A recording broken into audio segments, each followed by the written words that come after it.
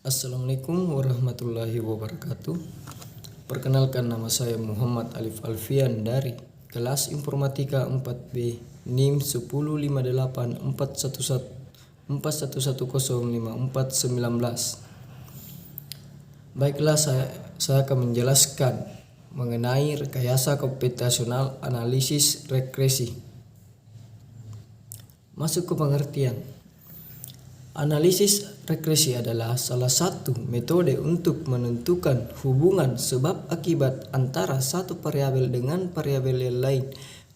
Variabel penyebab disebut dengan bermacam-macam istilah, yaitu variabel penjelas, variabel explanatory, variabel independen atau secara bebas, variabel X.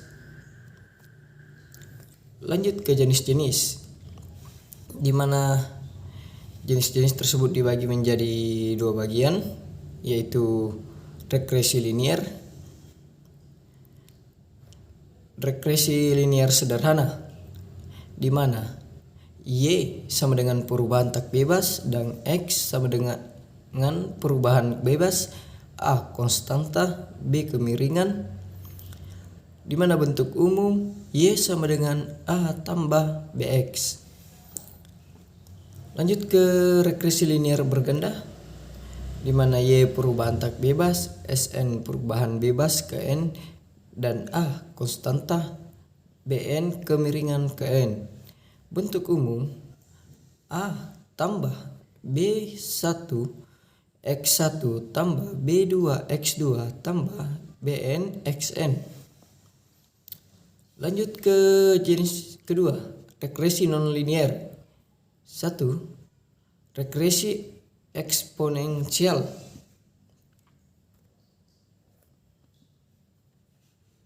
Manfaat. Analisis regresi sangat berguna dalam penelitian, antara lain: 1. Model regresi dapat digunakan untuk mengukur kekuatan hubungan antara variabel respon dan variabel prediktor. 2. Model regresi dapat digunakan untuk mengetahui pengaruh suatu atau beberapa variabel prediktor terhadap variabel respons.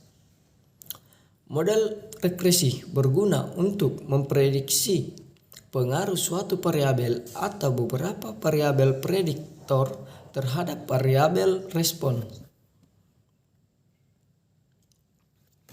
Bentuk hubungan, yaitu berat orang dewasa laki-laki sampai taraf tertentu akan bergabung kepada tinggi badannya.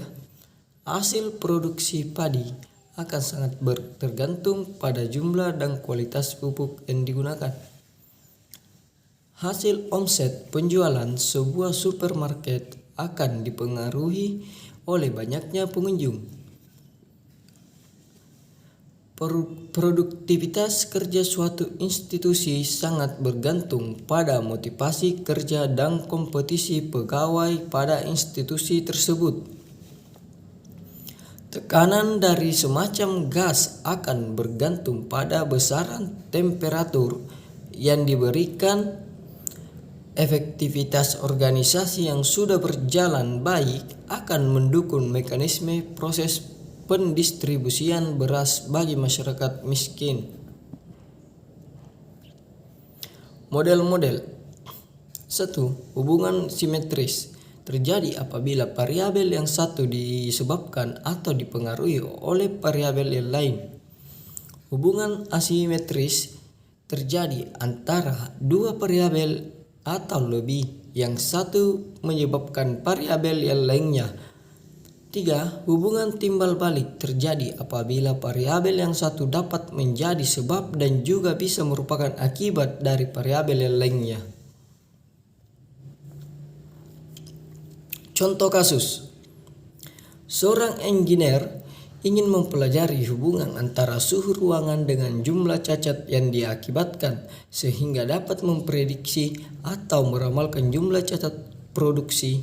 Jika suhu ruangan tersebut tidak terkendali, engineer tersebut kemudian mengambil data selama 15 hari terhadap rata-rata atau min suhu ruangan dan jumlah cacat produksi. Langkah 1. Penentuan tujuan: memprediksikan jumlah cacat produksi jika suhu ruangan tidak terkendali. Langkah 2. Identifikasi variabel penyebab dan akibat. Variabel faktor penyebab X sama dengan suhu ruangan. Variabel akibat Y sama dengan jumlah cacat produksi. Langkah ketiga, pengumpulan data dari tanggal 1 sampai tanggal 15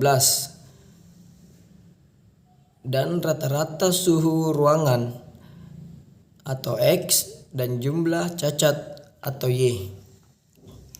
Langkah keempat, menghitung X2 Y2 X sama dengan Y kali Y dan totalnya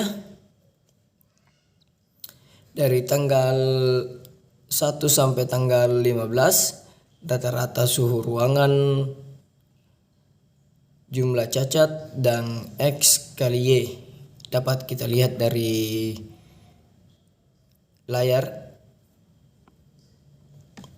Langkah kelima, hitung A dan B berdasarkan rumus regresi linear sederhana. Menghitung konstanta. Menghitung konstanta A sama dengan stigma Y dikali stigma X kuadrat dikurang stigma X dikali stigma XY dibagi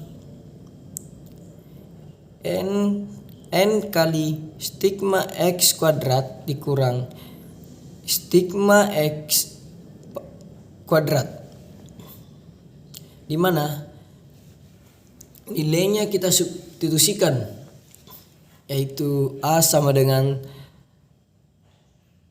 104 dikali 7103 dikurang 325 dikali 2344 dibagi 15 kali 7103 dikurang 325 kuadrat, dan hasilnya adalah A sama dengan min 25,9. Menghitung koefisien regresi, di mana rumusnya itu B sama dengan N kali stigma XY dikurang stigma Y dikali stigma X dibagi N stigma X kuadrat dikurang stigma X kuadrat, di mana nilainya kita substitusikan dari nilai sebelumnya, yaitu 15, B sama dengan 15 kali 2344 dikurang 104 dikali 325 dibagi 15 kali 7103 dikurang 325 kuadrat, di mana hasilnya yaitu B sama dengan 1,45.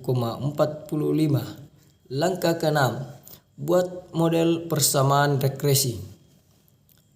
Y sama dengan A tambah BX, di mana nilai dari langkah 5 kita ambil, yaitu Y sama dengan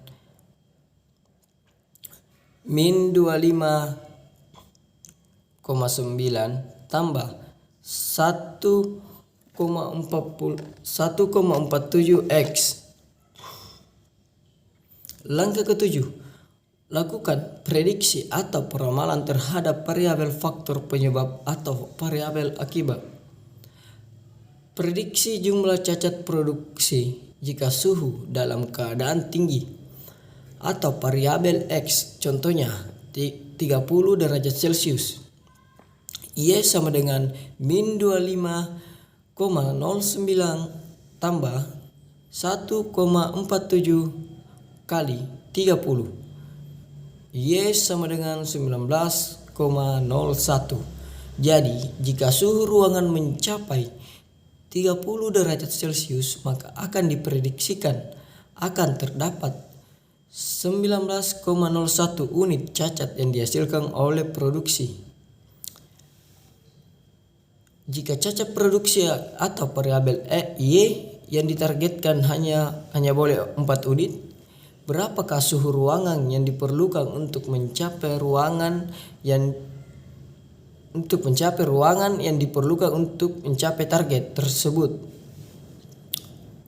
A sama dengan min 25,09 ditambah 1,45x 1,45x sama dengan 4 tambah 25,9 x sama dengan 29,09 dibagi 1,45 x sama dengan 20,06. Jadi, prediksi suhu ruangan yang paling sesuai untuk mencapai target cacat tersebut adalah sekitar 20,06 derajat Celcius.